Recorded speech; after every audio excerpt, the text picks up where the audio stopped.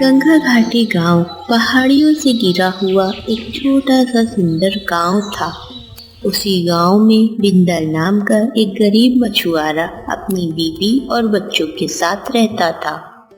इसी गांव में उसका बड़ा भाई किशन भी रहता था, जो बहुत ही धनी था पर कभी भी बिंदर की मदद नहीं करता था। हे भगवान, आज भी खाली 2 ही मछली जाल में फांसी। इतना कहकर बिंदर घर के लिए निकल पड़ा।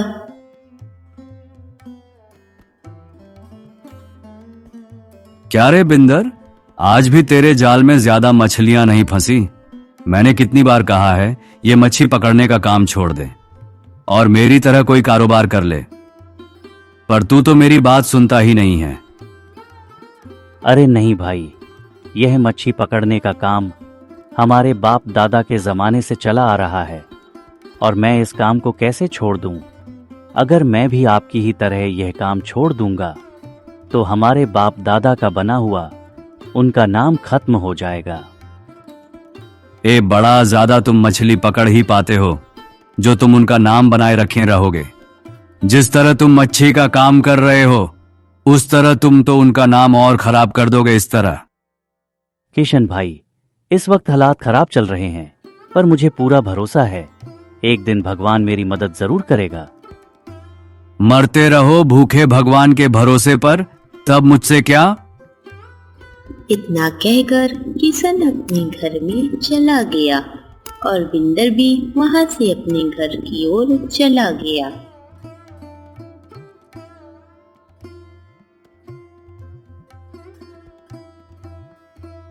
क्या जी, आज भी ज्यादा मछलियां नहीं पकड़ी?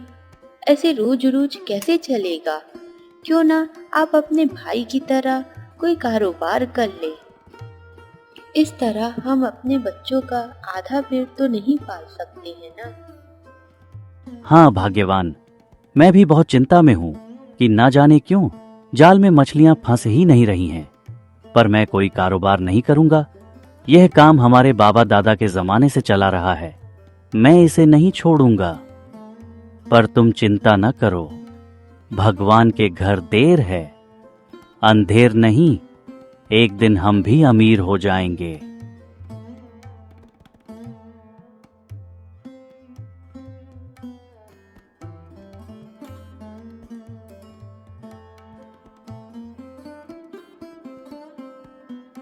हे भगवान, सुबह से शाम होने को आ गई है, पर आज तो एक भी मछली जाल में नहीं फंसी। बहुत देर हो जाती है पर एक भी मछली बिंदर के जाल में नहीं फंसती है। कुछ देर बाद बिंदर को एहसास होता है कि जाल में कुछ भारी फंसा है। उसे लगता है काफी बड़ी मछली जाल में फंसी है। जैसे ही वह जाल को ऊपर करता है तो वह देखता है कि एक पत्थर जाल में फंसा था। बिंदर उस पत्थर को पानी में नहीं फेंकता है और नाव पर ही रख लेता है। शाम हो जाती है पर बिंदर के जाल में एक भी मछली नहीं फंसती है। बिंदर मायूस मन होकर घर आ जाता है। बिंदर की बीवी उससे बोलती है, ये क्या, आज एक भी मछली नहीं लाई और ये क्या, एक फालतू सा पत्थर उठा लाए। हाँ भाग्यवान, आज तो एक भी जल में मछलियां नहीं फंसी। यह पत्थर मुझे समुद्र के अंदर से मिला। मैंने सोचा शायद यह पत्थर बच्चों के खेलने के कम आए, इसीलिए मैंने इस पत्थर को वापस नहीं फेंका। ठीक है, कोई बात नहीं, आपने सही किया। ये बच्चों के खेलने के ही काम आएगा। चलिए कोई बात नहीं, मैंने खाना लगा दिया है, चलिए खा लीजिए और आराम कर लीजिए। बिंदर और उसकी बीवी बच्चे सो जाते हैं। आधी रात में वह पत्थर चमकने लगता है। अगली सुबह उसकी बीवी की आंखें जैसे ही खुलती हैं, उसकी बीवी की नजर उस पत्थर पर पड़ती है जो चमक रहा था। ए जी, उठिए, क्या हुआ? सुबह सुबह इतनी जल्दी क्यों उठा रही हो? अभी तो उजाला भी नहीं हुआ है सही से। अरे उठिए तो, उठिए जल्दी। देखिए ये क्या है? ये देखिए, ये तो वही पत्थर है ना जो आप कल लेकर आए थे। ये कितना चमक रहा है, लगता है यह कोई जादुई पत्थर है। अरे भाग्यवान, जादुई जैसा कुछ नहीं होता है। किस ख्वाब में रहती हो तुम? या कोई हीरा लगता है? समुद्र में काफी अजीब पत्थर होते हैं जो बहुत महंगे भी होते हैं। अच्छा, तब एक काम करिए, यह पत्थर बाजार में बेच आइए, इसके अच्छे दाम हमें मिल जाएंगे। नहीं भाग्यवान, अगर यह पत्थर मैं बाजार में बेचने जाऊंगा तो लोग मुझे चोर समझेंगे। उन्हें यकीन नहीं होगा कि यह पत्थर मुझे समुद्र में से मिला है। उन्हें लगेगा यह पत्थर मैंने कहीं से चोरी किया है। तब आप क्या करेंगे? इस पत्थर को कैसे बेचेंगे? मैं एक काम करता हूँ, इस पत्थर को महाराज के पास लेकर जाता हूँ और उन्हें सारी बात बता देता हूँ। यकीनन वह मुझ पर यकीन करेंगे। ठीक है, आपको जैसा सही लगे वही करिए। बिंदर महल के लिए निकल जाता है।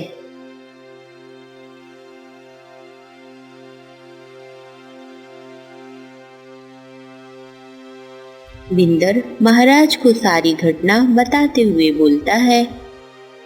महाराज, अब आप बताइए, यह पत्थर मैं भला बाजार कैसे लेकर जाता? इसलिए मैंने यह पत्थर आपके पास ले आया। यह पत्थर वाकई बहुत अनोखा लग रहा है। बिंदर, तुमने बहुत सही किया कि इसे बाजार में नहीं बेचा किसी को। एक काम करो, यह पत्थर मुझे दे दो, मैं ले लेता हूँ और इसके बदले मैं तुम्हें ढेर सारा सोना दूंगा। ठीक है महाराज। बिंदर महाराज को पत्थर दे देता है और सोना लेकर घर के लिए चल देता है।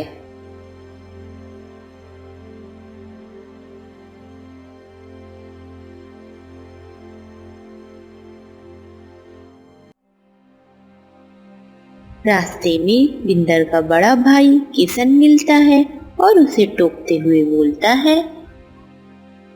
क्या रे बिंदर, आज भी खाली हाथ घर जा रहा है क्या? क्या अपने घर वालों को भूखा मारेगा क्या तू? तुझसे कितनी बार कहा हूं, मेरी बात मान ले, पर तू सुनता ही नहीं है। अरे नहीं भैया, आज तो गजब ही हो गया। आज भगवान ने मेरी सुन ली।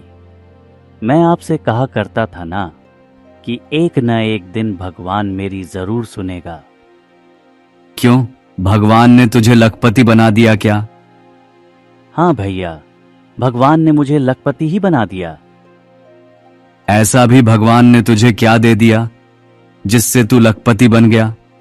मुझे भी बता जरा। मैं आपसे कहा करता था कि मैं समुद्र से मच्छी पकड़ना नहीं छोड़ूंगा। कल मैं समुद्र में मच्छी ही पकड़ने गया था और भगवान ने मुझे समुद्र में से एक कीमती पत्थर दिया जिसे मैंने महाराज को पेश कर दिया और उस पत्थर के बदले महाराज ने मुझे यह खूब सारी स्वर्ण मुद्रा दी है। बिंदर किशन को सारी बात बताकर अपने घर चला जाता है। तभी किशन सोचने लगता है, हो ना हो महाराज को इस बिंदर ने बेवकूफ बनाया है। भला कीमती पत्थर इस बिंदर के हाथ में कैसे आ सकता है जो एक साधारण सी मछली भी नहीं पकड़ सकता है। एक काम करता हूं, महाराज को जाकर सब बता देता हूं कि इस बिंदर ने आपको बेवकूफ बनाया है। पर इसमें मेरा क्या फायदा होगा? इससे अच्छा तो यह है कि मैं भी महाराज को बेवकूफ ही बना दूं। एक साधारण से पत्थर को अच्छा सा रंग लगाकर महाराज को पेश कर दूंगा और उनसे कहूंगा कि यह कीमती पत्थर मुझे समुद्र से मिला है। हाँ, यही सही रहेगा। इससे महाराज भी मुझे खूब सारा सोना देंगे।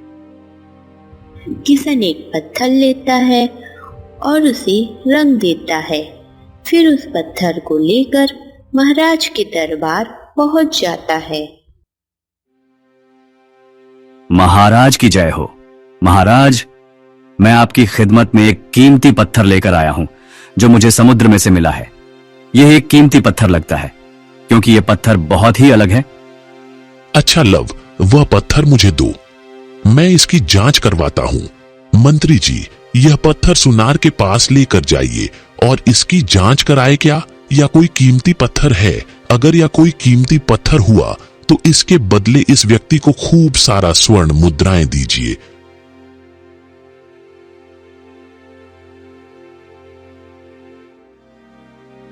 कुछ देर बाद मंत्री वहां आता है और उस पत्थर को महाराज को दिखाते हुए बोलता है, महाराज, यह कोई कीमती पत्थर नहीं है, यह एक साधारण सा पत्थर है जिस पर इस व्यक्ति ने रंग लगाकर आपको पेश किया। तुम्हारी इतनी जरूरत कि तुमने मुझे बेवकूफ बनाने की कोशिश की। मंत्री जी, इस व्यक्ति को 70 कोड़े पढ़वाओ और कारागार में डाल दो।